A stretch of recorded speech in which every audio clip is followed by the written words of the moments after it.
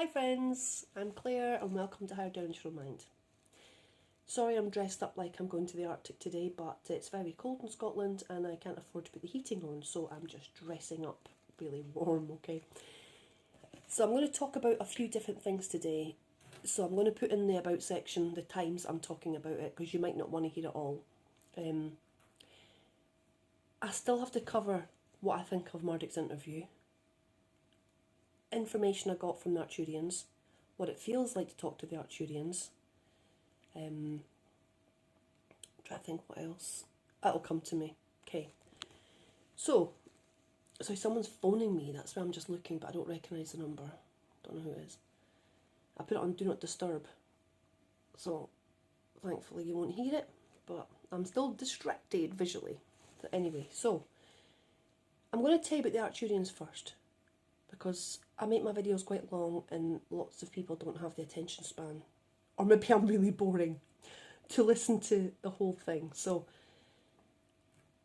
I haven't talked to the Arcturians for a long time in the way that I did the other night, but they do communicate with me with flashing lights as warnings to negatives around me. They'll always flash a blue light if there's a negative attacking somebody, or there's a negative in the room with me.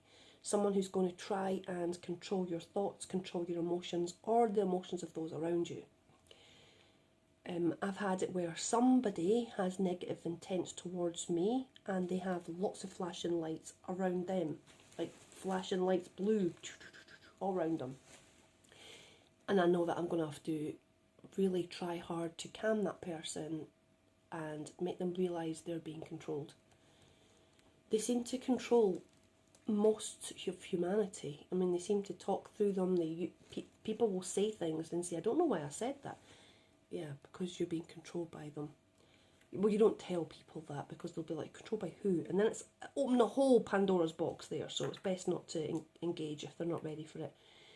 So I was lying in bed and I was listening to a podcast, and it was a really good podcast. I really wanted to hear the rest of it. It was really good. It was Miles Johnson and Kerry Cassidy, and it was packed so full of information that I was really wanting to hear it. But I never usually get to listen to any podcasts to the end, or even 10 minutes in, because somebody's wanting to communicate. If I've got time to sit and listen, then I've got time to talk, allegedly. So I miss everything. I don't know what's going on in the world, apart from what they tell me. But I think it's meant to be that way. So when I'm listening to it, and it's like I got a download, right, of something I was able to do that I wasn't able to do before, and I didn't know I knew how to do it, but I just did it, if that makes sense. I'm lying there listening. All of a sudden, I bring my attention to my third eye, and I just, as if I'm just changing the dial, I just like shifted the frequency to be with the Arcturians. Maybe they were calling me, and I just the higher part of me, not this human mind. Sorry, I'm chucking the phone about, banging the table. My human mind maybe didn't recognise it, but my higher soul did, right? So I tuned in, and all of a sudden I'm in this place that could be quite frightening, right, if you just suddenly find yourself there, because it felt like a dark blue light. I was hovering in a dark blue light.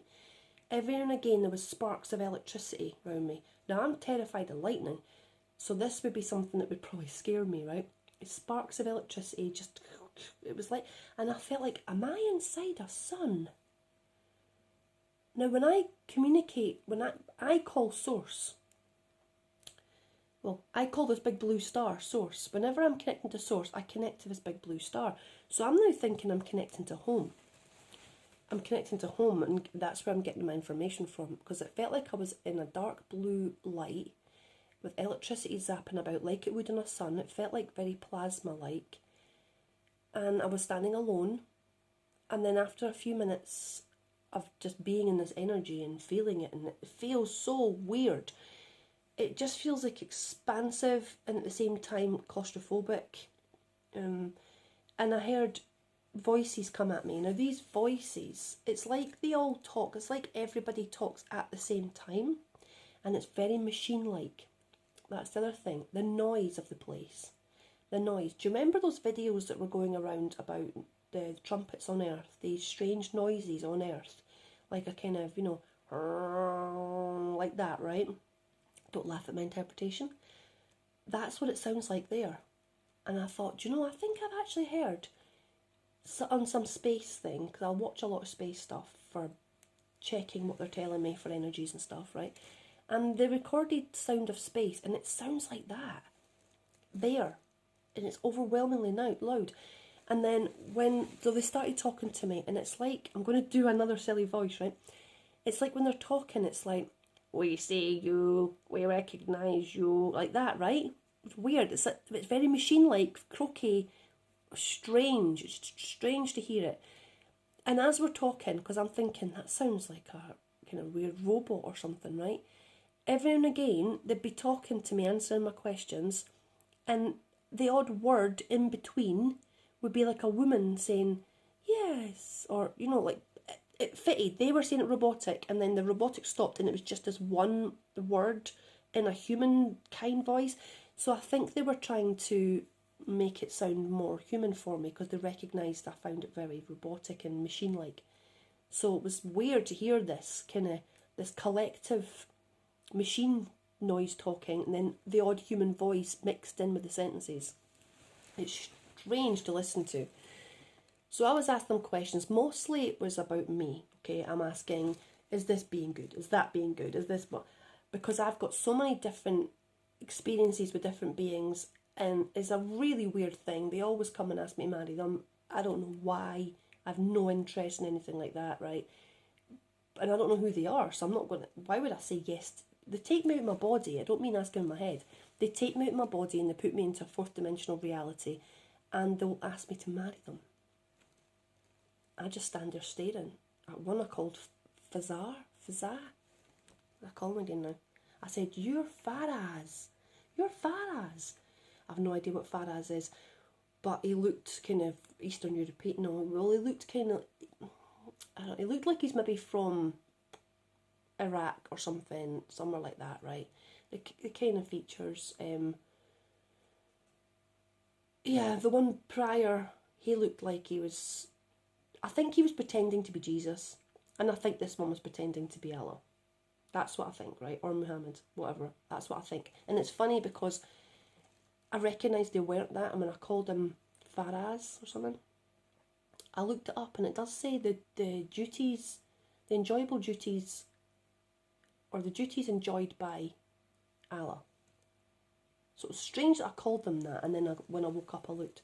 But you're completely taking out your body. In the first instance, I was lying in bed reading a book, and all of a sudden the room's disappearing, and I'm like, oh my God, this is not the first time. And then I'm standing there in my pyjamas outside this walled compound, looking about going, how the hell do I get back to bed? I need to go back to bed. I need to get out of here. So it's some fourth dimensional place, I think, where they all live, and I don't know. That's what it seemed like to me. Anyway, I managed to get home. But back to the Arcturians. They were answering who was negative and who wasn't, because you get very confused by all the people, because, we're using our discernment, which they're always teaching me, use your discernment. What do they feel like? But the ones that I don't feel any emotion at all to seem to be the nicest to me. And the ones that I feel all this love for can sometimes be quite rude. I mean, I'll give you an example of what I mean by rude. I was taken by, just call them the Andromedans, okay? And they're quite cowboyish, yeehaw kind of. Anyway, we were sitting on this boat, like a speedboat, and they'd been showing me this small island that's like flat with the sea level, and there's a castle on it that would blend into the background with these carvings in the walls, but would look like from a distance UFOs. So if you looked at this from a distance and the sun was shining on it, it would look like a fleet of UFOs. They took me to look at this and then brought me back. I talk a lot. I bet that surprises you, really, but I do talk a lot, and they said to me, or one mum, Sama, says to me, he turned round, I was like, everyone's silent. They all sit, like 6, 7 men, right? It's always guys, and they just sit together in absolute silence. Now I'm on Earth, we talk, silences can be uncomfortable, but chatting's good, right? So anyway, I'm sitting on this boat, and I remember my pyjamas were getting wet. I had my pyjamas on, and my foot was over the edge of the speedboat, and there was waves coming up that was getting it wet. And I'm saying, my God, look, I'm getting wet. You're going so fast. I could have fell off the boat there. You're going so fast, you wouldn't even notice, you know. And I'm blah, blah, blah, talking, right? And Sama turns round and he says, you ad-lib a lot, don't you? He just stares at me, and I'm like, well, none of you are talking. You know, I've got to keep the conversation going. And I actually had to look up the meaning of that word in the morning to get the actual definition. I was like, what does it actually mean? What do we mean by that? I mean, just making up speech for the sake of talking, really, just making it up as I go along. Like, it's all, you wake up embarrassed when you're with these people. I don't know one time that I've not woke up embarrassed by my behaviour. But anyway, so they were telling me who was who and stuff, and I was quite surprised by what they were telling me. But an interesting thing they said, they talked about Marduk without me asking that. I didn't ask about him. But they said Marduk's quite frightened of you because he knows you from before. And I was like, what do you mean from before?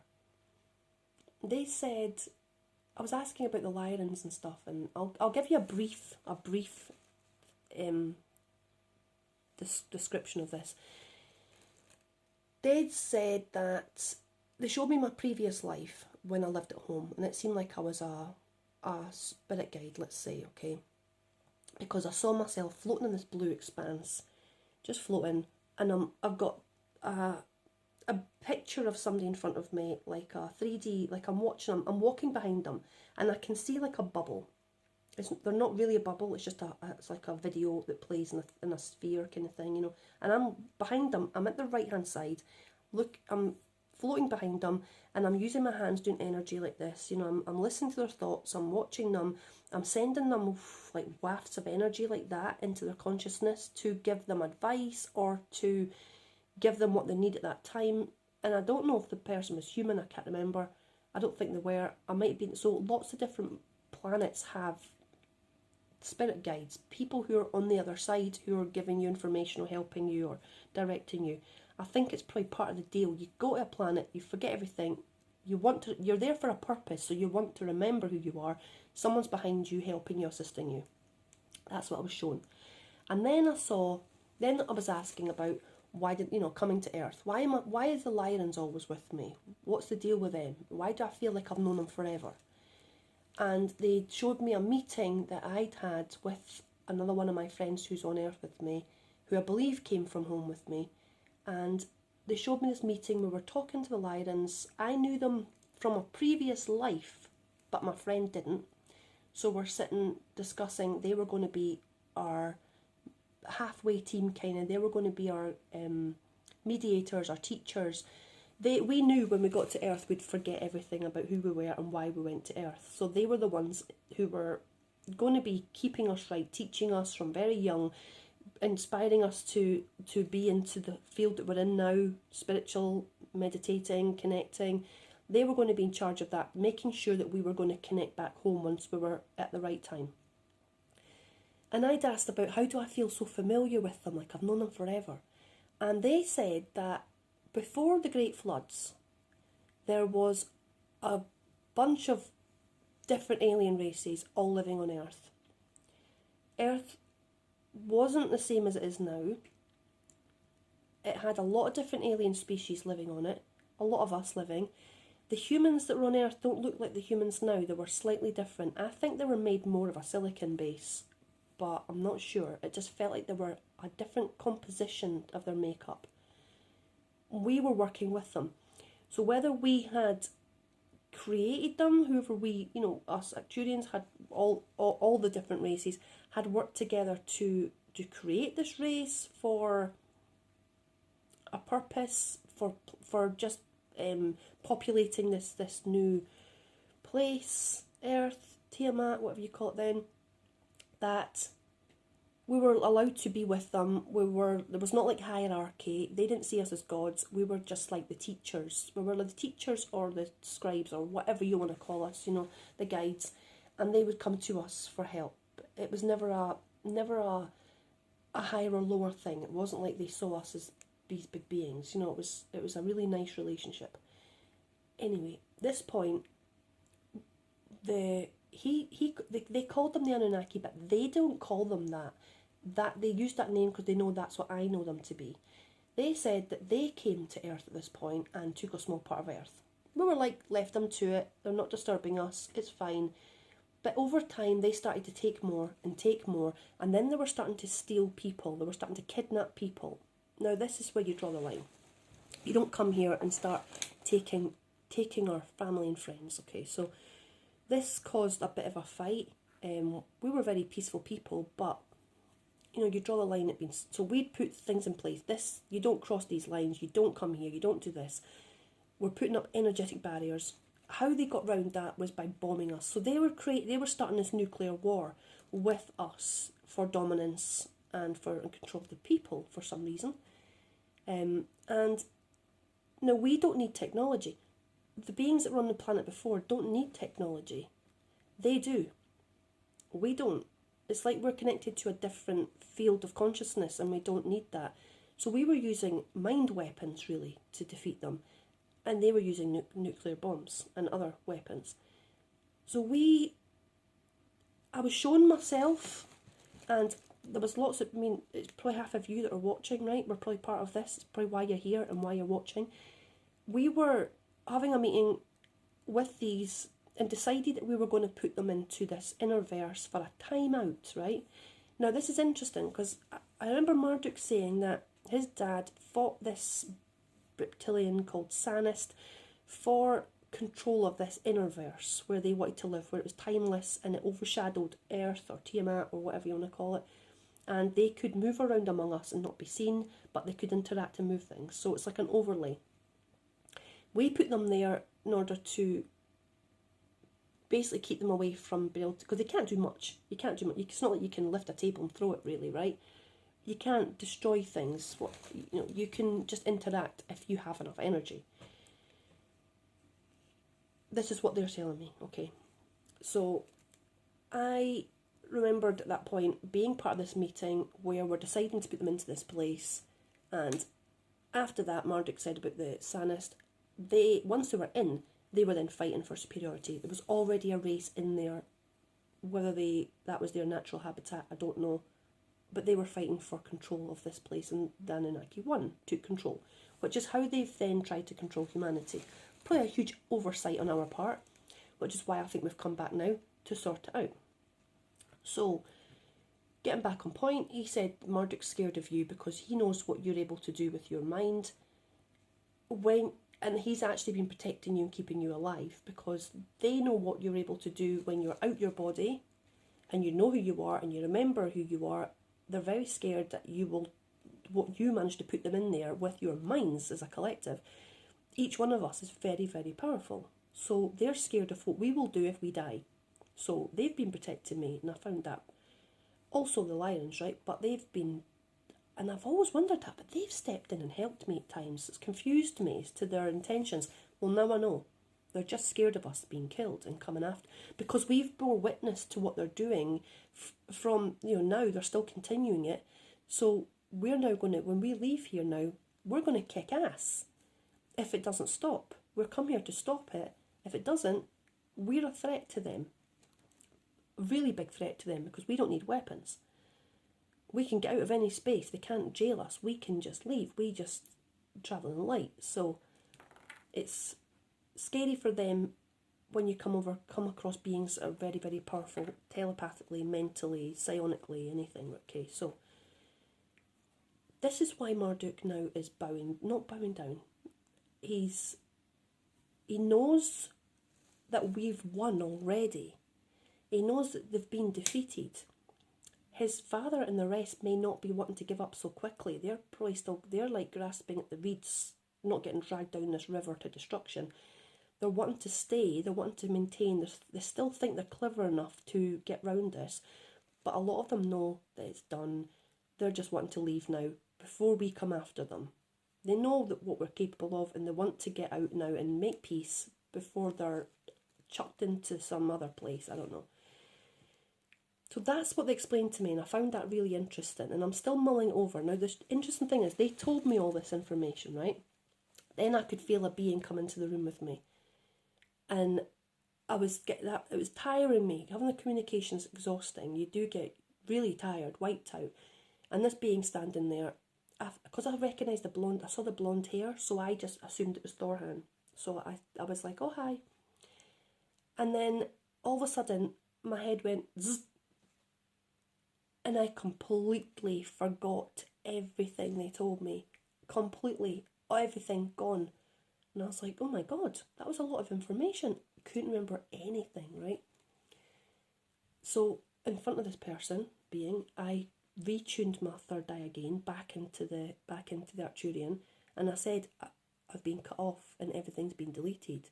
They suggest you have a being with you who is not happy with your new knowledge. I was like, oh. So I'm thinking, who is it? I thought it was Thorhan. Who is it then? We recognise this, and we're going to strengthen our connection to you in this weird half-human, half-robot voice, right? Echoey and metallic and grey and so when this being took off, I heard him saying, how are you able to do that? I could feel the confusion. How do you know to do that? Like, and oh my God, you've leveled up again. They're scared of a lot of us because we're now activating our latent DNA, and we're getting these abilities back again. Stronger and stronger every day. So then they filtered through all the information to me again. It came back. I was like, thank goodness, right? So I instantly got my phone and was recording a voice message for the person I was talking about that came with me here. And I recorded it. It was like 10-minute long recording, right? And I was like, I'm scared they're going to delete this because they don't want me to know this. But I'm going to send it anyway, you know. So I let go. It went up and then started to do the thing on Telegram and then gone. Fabulous! That's great. So because they deleted it, I thought I'm going to make a video and tell you, because obviously they don't want this information out, so that's exactly what I'm going to do. I know they'll attack me. They always do. Always do. I'll end up cutting. I woke up with scratches and cuts. I can't remember what it is, but I did wake up with scratches. I was like, oh, that's fine. That's all you've got. But they'll do things like I'll be walking in a room and the door will just open a little bit, and I'll bang myself on it, or I'm in the bathroom and the door will open while I'm on the toilet. Things like that, you know. Like it's just annoying stuff, right? My kids will start seeing things darting about. My son the other day was sitting by himself after the video I put, and there's a dark shadow going back and forward in the hall, and the bathroom door opens. He's the only one up in the house, you know.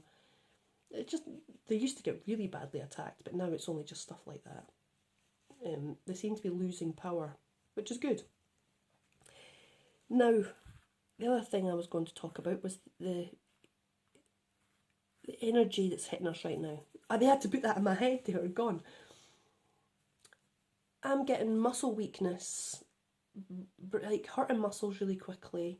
I felt like it was a deficiency in magnesium, but it just feels like the physical body is getting weaker. It's getting weaker. Now, I could jump to conclusions. Oh, it's something they're doing to us. It's because of the...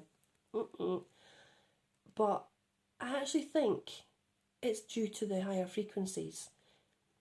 And it's funny, because I watch Suspicious Observers, right? And he put a video out yesterday, I think, saying that there's no galactic wave coming. It's a load of rubbish, you know. And I'm like, he's looking at visible spectrum. He's looking at that humans have made machines that are able to recognise frequencies, right, and waves and stuff. But they can't be so egotistical that is everything. They're seeing everything, right? There is waves coming to the planet, but they're not detectable by human instruments. They're detectable by your third eye, by your pineal glands, by your energy field. They're detectable on that front, not on some space camera or instrument of frequency or whatever. So there is a frequency, and I know you feel it, because I bet you're lying in bed and your ears are ringing. You feel like a weird energy coming off you like this, you know. If you're not feeling it, it's in the post. Just wait, okay? It's not far off you. Now, the reason I wanted to make this video, not those two things, was because so many people are writing and saying their symptoms they're having, and I'm seeing it on other comments about how they're having all these weird things happen. I was like, yeah, I need to revisit the whole Ascension thing. What it's going to do to you. What exactly will you be experiencing? Apart from a detachment to this reality and the body feeling energetic waves and things moving perhaps and being more empathic, you're also going to feel like your bones are breaking because the light enters your bones and the bones start to, it's like they move apart to allow more light in as you're turning more light filled, more crystalline. You will notice changes in your vision as your eyes are adjusting. Your voice might start to change. It might start to sound different. You'll notice there'll be something with your voice box for a while, and then your voice box will feel a weird feeling as it's changing and you might lose your voice while it's transitioning, and you'll now be speaking in a different frequency that can be heard by our guys. Because it's easier for them to hear us physically on the planet if they alter our voice box. This happened to me back in 2012, and again just recently. My voice went, I sounded like I had really bad flu, but there was no illness there, it was just, my voice box went very weak, and I couldn't really speak. So, you'll be going through these things. It's a really throaty illness, but it won't really be sore. Other things you're going to go through, weird time instances. At some point, you'll think that the day's taken forever, and other days you'll do a couple of things and it's gone in a flash. So time is moving in a weird way with your consciousness. You're moving in and out of these bands of magnetics, and it's going to cause you to be having very strange feelings and thoughts and awarenesses as you're moving through these bands of magnetics. It's been a long time since I went through this, so let me think. Heartburning, thank you. When the sun's releasing energy, you'll be able to tell a couple of days before the flare hits. You can probably feel it as the sun's releasing a flare, because you'll get what's called like a warm heart. Your heart chakra will feel like it's maybe warm, and you'll get palpitations. It causes quite bad palpitations where you actually have to stop and be like, oh, I'm having a palpitation. And the more you get, the stronger the flare. Like just last week, I had about 3 or 4 really strong palpitations, and then I heard there was a next flare released. So you'll notice that you're starting to become in tune with your own star. Why? I don't know, right? It's just that we're now becoming very aware of our energetic self and the effect that has on our physical body as it's transitioning and changing. So as your energy body's ascending, so is your physical body. So you would normally only feel this in your etheric body, these changes. You might not even be aware of it in the physical, but your energetic body will of course take the impact. The planet takes the impact of a solar flare or coronal mass ejection, some kind of plasma field hitting it. The planet will bounce back. Your energy body will do exactly the same thing. But now your physical body is having a reaction to that because they're merging more and more. The physical is becoming more etheric before more physical. Okay, so you're now going to be aware of this. God, maybe some people who are in the Rainbow Tribe who are going through this journey with me can maybe talk. I know you're not really in the Rainbow Tribe anymore. I think a lot of you have left Facebook because it used to be a thriving, bustling community, and then all of a sudden it's like tumbleweed town. And I think maybe they're not on Facebook now. A lot of us left it because of the downward spiral of the energy. But maybe you can remind me of what I went through. Hey, I'm going to read my own book. It's all in there. I'm going to have to read my book. Alien in the Mirror, by the way. Claire Kelly. I made a diary at the time, so I put it all into the book. I've only released it last year because I was told I only finished it last year. I'd written half of it, and I was told that the time would be right to bring it out when people are ready. So, I think people were ready. I hope people are ready. But anyway, I'm digressing. It's all in that book, all the weird and wonderful things. You might be having a lot of out-of-bodies where you wake up and look back and see your body. No, you're not dead. You might even do the death breath. The last bit, I heard myself do that a few times, doing a death breath. But you don't care. When you're out, you look back and it's just like a pair of shoes. You can replace it. It's a strange, strange thing when you wake up and go, my God, I didn't even care. I could have died. But you're not going to die. It's the most natural thing you can do is to leave your body and come back in. Most of you now are very, very exhausted because you're doing a lot of work in the astral. You're doing an awful lot of work in the etheric planes.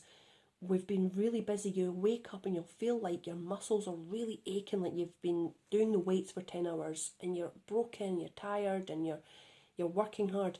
This is because we are working hard there. We're fighting, we're moving the energies, we're cancelling out dark energy portals. A lot of work with that. But it feels like we're physically doing things there. So because the connection now between your astral and your body, you're going to feel it in your body. What else have you been doing in your sleep? Okay, but everyone's working a lot. You'll wake up very, very tired after getting a good night's sleep. You'll still wake up exhausted. Your eyes will be hurting because you've been using them all night. You're just not aware of it. It's not like you disappear from your bedroom. Some of you might, but generally your consciousness is extracted and your body will just be left in a state of stasis while you're gone. I used to always worry about that. I thought, if somebody finds me and takes a pulse while I'm out, my pulse will be very low because the body goes into a state of stasis. It's just in a kind of, deep sleep because you're not in it, right? It goes into, somebody's watching your body, obviously, and you've still got your cord connected. So if somebody comes into your room, you will jump back and you'll get a fright because one minute you're doing something, next minute you're waking up and you won't really know who you are. That's the thing, you won't know who you are or which planet you're on. That's always interesting. Like, you first come back, you've got to take a minute to remember that you're Claire and you're on Earth. Which shows us we have lots of other lives before, or we do other things. We're different people in different places at the same time. Your body vibrating, buzzing, feet vibrating, weird movements in the heart. You might find, this is a strange one, but you might find your bum is vibrating. Like, like when your phone goes off in your pocket, you'll feel that at times. And it's your base chakra. It's activating, it's changing its connection to the earth. The earth is changing, so you will continue to keep changing your connection to earth and to keep you grounded here. That's all I'm going to say just now, because otherwise this video will be, ages long, and this day and age of TikTok where it's 2-minute videos, attention span does not stay. So I hope I've not bored you. I hope I've helped you with the symptoms, and I hope you're all doing great. If you have any questions, please join the group Higher Dimensional Mind on Telegram, or we have a small cozy little group for just our family members, but we chat about our experiences, and we all talk to each other about what's going on, and it's a beautiful little group. If you have the heart for the Cosmic Warriors, please join. Okay.